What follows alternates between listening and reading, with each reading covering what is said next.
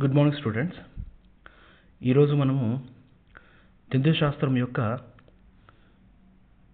ఉపోద్ఘాతము అంటే ఇంట్రడక్షన్ గురించి మనం తెలుసుకుందాం. జంతుశాస్త్రం అంటే ఏంటి అనే విషయాన్ని మనం తెలుసుకుందాం. అయితే కొన్ని లక్షల సంవత్సరాల క్రితం భూమి మీద జంతువులు పుట్టాయి. అప్పటి నుంచి వాటి నిర్మాణము, శారీరక క్రియల్లో పరిణామం జరుగుతూనే ఉంది. ఈ పరిణామాలు కాలక్రమేణా క్రమబద్ధంగా జరిగి సరళంగా ఉండే ఏకకణ జీవుల నుంచి క్లిష్టమైన బహుకణ జీవులు ఉద్భవించాయి. ఈ పరిణామంలో అసంఖ్యాకమైన జంతువులు ఉద్భవించడము, నశించడము, అభివృద్ధి చెందడము, పరిణామం చెందడము, కొత్త రకాల జంతువులుగా ఏర్పడడం జరిగింది. ఈ కొత్త రకాల జంతువులు ఎల్లప్పుడూ మార్పు చెందుతూ ఉండే వాతావరణ పరిస్థితులను తట్టుకోగల శక్తికి కలవి. నేల మీద అన్ని ప్రాంతాలు, భూమి, సముద్రము, మంచినీరు, ఆకాశము వివిధ రకాల జంతువులకు ఆవాసాలు. జంతువుల అధ్యయన శాస్త్రాన్ని జంతుశాస్త్రము, జువాలజీ అంటారు. జూన్ అంటే జంతువు, లాగాస్ అంటే అభ్యసించడము, అంటే జంతువుల గురించి చదివే శాస్త్రాన్ని జువాలజీ అంటాం.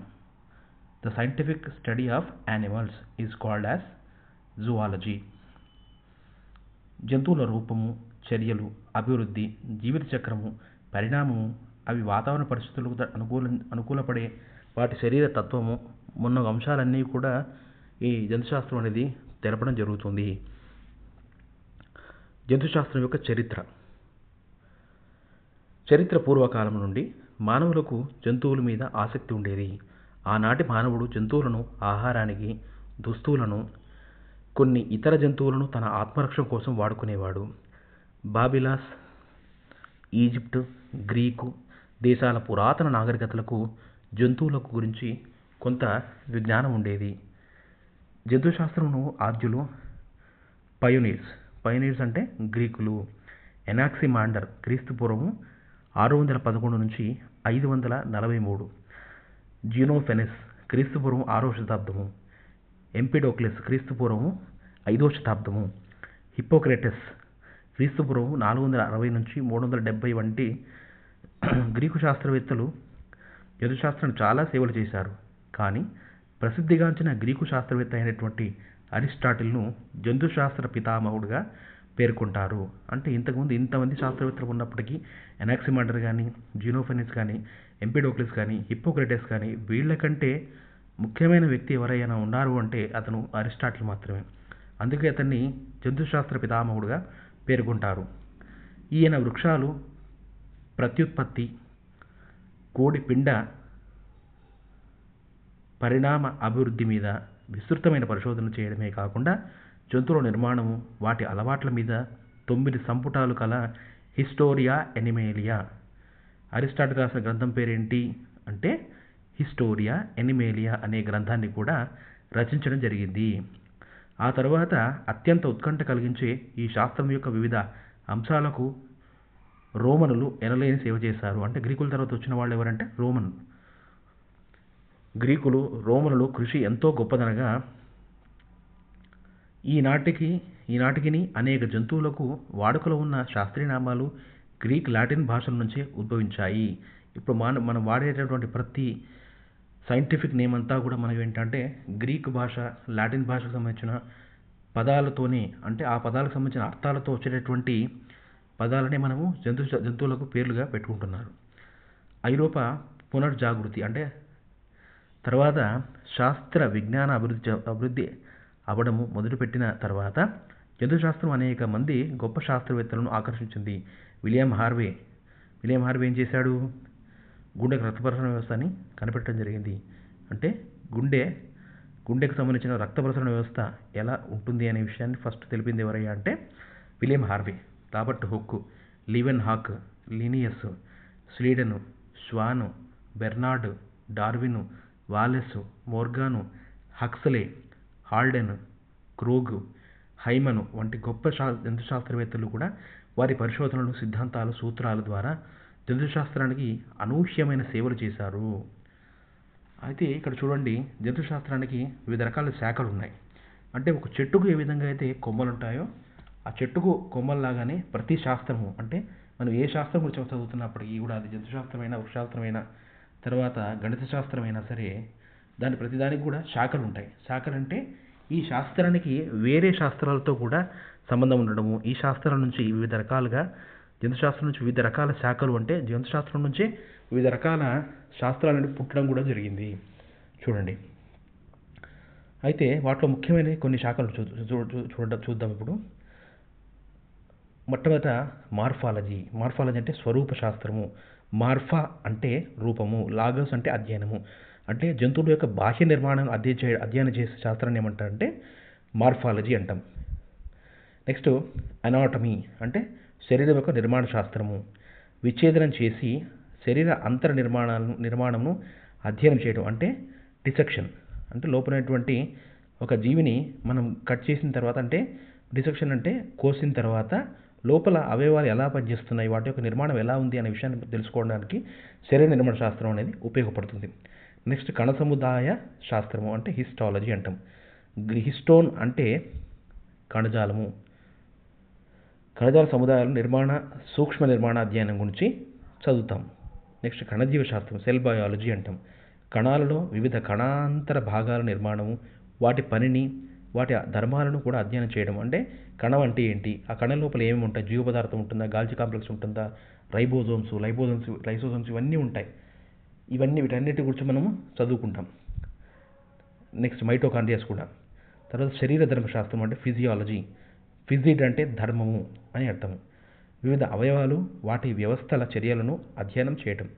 వర్గీకరణ శాస్త్రము టాక్సానమీ. టాక్సిస్ అంటే అమరిక. నోమ్స్ అంటే నియమము.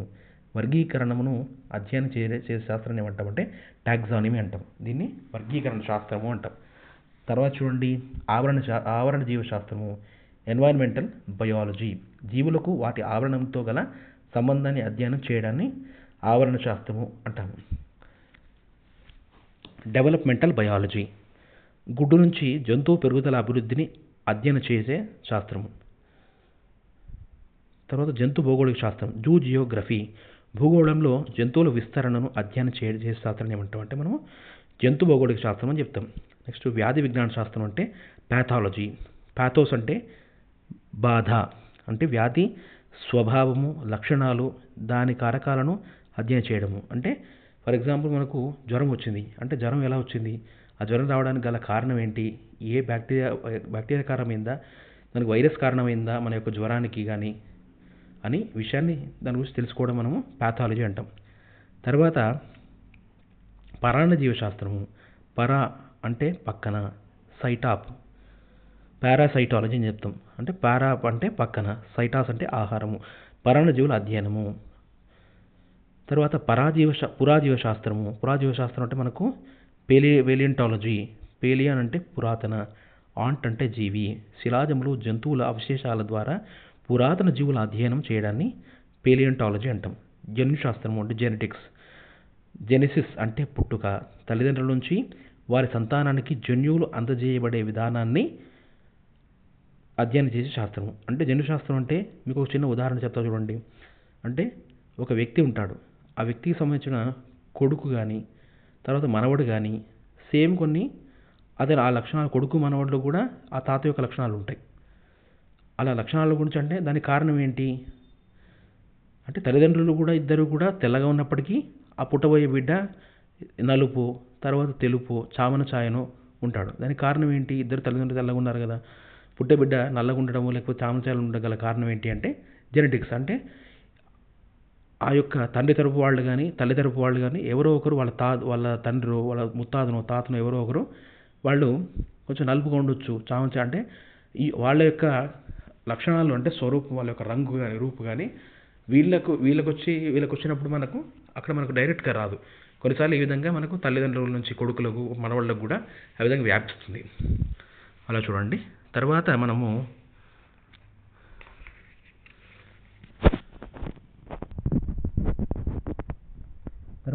పరిణామము ఎవల్యూషన్. అంటే పరిణామ క్రమంలో అంటే ప్రోటోజోవా నుంచి అప్ టు మమ్మీల్స్ వరకు, ప్రోటోజోవా జీవి నుంచి క్షీరదాల వరకు మనకు ఒక్కొక్క జీవిలో ఒక్కొక్క రకమైనటువంటి అభివృద్ధి లక్షణం మనం చూస్తాం. వాటి గురించి జీవుల యొక్క పుట్టుక కానీ వాటి విభేదనాన్ని కానీ అధ్యయనం చేసే శాస్త్రాన్ని పరిణామ శాస్త్రము లేదా ఎవల్యూషన్ అంటాం. నెక్స్ట్ ఆస్టియాలజీ అంటే ఎముకల గురించి అధ్యయనం చేసే శాస్త్రాన్ని ఏమంటామంటే ఆస్టియాలజీ అంటాం. నెక్స్ట్ ఎండోక్రైనాలజీ అంటే అంతర ఎండో అంటే అంతర, క్రీనియన్ అంటే వేరు చేయడం, అంటే వినాళ గ్రంథులు వాటి స్రావాలైనటువంటి హార్మోన్ల గురించి అధ్యయనం చేసే శాస్త్రం. అంటే మనలో కలిగేటువంటి బాధ, దుఃఖం, సంతోషం, కోపం ఈ రెండుల కారణం ఏంటి అంటే హార్మోన్లే. ఇథాలజీ జంతువుల నడవడిని అధ్యయనం చేసే శాస్త్రం. అంటే జంతువుల యొక్క ప్రవర్తన వాటి గురించి తెలియ శాస్త్రం ఏమంటామని మనం ఇథాలజీ అంటాం. అయితే పైన తెలిపిన శాఖలే కాకుండా మనము కొన్ని ప్రత్యేకమైన శాఖలు కూడా మనం చూద్దాం. ఒకటి ప్రోటోజోవాలజీ. ప్రోటోస్ అంటే మొట్టమొదటి, జూన్ అంటే జువాలజీ. ఏకకణ జీవులైన ప్రోటోజోవా గురించి అధ్యయనం చేసే శాస్త్రాన్ని ఏమంటాం అంటే ప్రోటోజోవాలజీ అంటాం. నెక్స్ట్ హెల్మింథాలజీ అంటే హెల్మింథస్ అంటే పురుగు, అంటే పరాన్న జీవులైనటువంటి పురుగుల గురించి అధ్యయనం చేసే శాస్త్రాన్ని ఏమంటామంటే హెల్మింథాలజీ అంటాం. నెక్స్ట్ ఫైటోనిమాటాలజీ అంటే ఫైటాస్ అంటే మొక్క, నీమా అంటే ఆధారము, అంటే మొక్కలను ఆశ్రయించి ఉండే పురుగుల యొక్క అధ్యయనం చేసే శాస్త్రాన్ని ఏమంటామంటే మనం ఫైటోనిమాటాలజీ అంటాం. Next entomology. ఎంటమాలజీ అంటే కీటకాల గురించి అధ్యయనం చేసే శాస్త్రాన్ని ఎంటమాలజీ అంటాం. ఇక్తియాలజీ అంటే చేప, ఇక్టిస్ అంటే చేప, అంటే చేపల గురించి అధ్యయనం చేసే శాస్త్రాన్ని ఇక్తియాలజీ అంటాం. హెర్పటాలజీ. హెర్పటం అంటే ఏంటి? హెర్బాయిన్ అంటే పాకడం, అంటే ఉభయచర జీవులు, తర్వాత ఉభయజీవులు, సరీసృపాల గురించి అధ్యయనం చేసే శాస్త్రాన్ని ఏమంటామంటే హెర్పటాలజీ అంటాం. Next ornithology. ఆర్నిథాలజీ అంటే పక్షులు, ఆర్నిస్ అంటే పక్షి, అంటే పక్షుల గురించి అధ్యయనం చేసే శాస్త్రాన్ని ఆర్నిథాలజీ అంటాం. తర్వాత మమ్మాలజీ. మమ్మాలజీ అంటే మమ్మ అంటే స్తనము, అంటే పాలిచ్చి పెంచే జీవుల గురించి అధ్యయనం చేసే శాస్త్రాన్ని ఏమంటామంటే మనం క్షీరదాల గురించి అధ్యయనం చేసే శాస్త్రాన్ని మమ్మాలజీ అంటాం. Next apiculture. ఎపికల్చర్ అంటే ఎపిస్ అంటే తేనెటీగ, తేనెటీగల యొక్క పెంపకము, తేనెటీగల ప్రజనము, వాటి పుట్టుక, వాటి గురించి మనం చదివే శాస్త్రం అంటే ఎపికల్చర్ అంటాం. Next sericulture. సెరికల్చర్ అంటే పట్టుపురుగుల యొక్క ప్రజననము, వాటి యొక్క పెంపకం, అంటే పట్టుపురుగులు ఎలా పుట్టాయి, వాటి యొక్క పుట్టుక ఎలా ఉంటుంది, వాటి యొక్క పెంపకం ఎలా పెంచుతారు పట్టుపురుగులు అనేది, దాని గురించి మనం చదివే శాస్త్రాన్ని ఏమంటామంటే సెరికల్చర్ అంటాం. నెక్స్ట్ ఆక్వాకల్చర్ అంటే చేపలు, రొయ్యలు, ఆయిస్టర్లు, అంటే ఆల్చిప్పలు అంటాం కదా, ఆల్చిప్పలు ప్రజననము, పెంపకం వీటన్నిటి గురించి మనం చదివే శాస్త్రాన్ని ఏమంటామంటే ఆక్వాకల్చర్ అంటాం. నెక్స్ట్ వెర్మికల్చర్ అంటే పురుగులు, అంటే వెర్మికల్చర్ ముఖ్యంగా వానపాముల గురించి, వానపాముల యొక్క పుట్టుక గురించి కానీ వాటి యొక్క పెంపకం గురించి కానీ చదివే శాస్త్రాన్ని చాలా వెర్మికల్చర్ అంటాం. సో అంటే మనం చూడండి, వర్మీ కంపోస్ట్ అంటే వానపాముల నుంచి ఎరువు తయారు చేస్తారు. అది మనం సాధారణంగా చెప్పుకుంటాం వానపాములు రైతుకు మిత్రుడు అని చెప్తాను. అంటే వానపాములు ఎక్కడైతే ఉంటాయో ఆ నేల అంతా కూడా ఎప్పటికప్పుడు సారవంతం అవుతూ ఉంటుంది వానపాముల వల్ల. తర్వాత పౌల్ట్రీ అంటే కోళ్ళ యొక్క పెంపకము, వాటిని అధ్యయనం చేసే పద్ధతిని ఏమంటామంటే మనము కోళ్ళ ప్రజనము లేదా కోళ్ళ యొక్క పెంపకం గురించి అధ్యయనం చేసే శాస్త్రాన్ని పౌల్ట్రీ అంటాం. సో ఈ విధంగా మనము జంతు శాస్త్రం యొక్క ఆవిర్భావము, తర్వాత పుట్టుక గురించి, వాటి యొక్క చరిత్ర గురించి తెలుసుకోవడం జరిగింది. So thank you.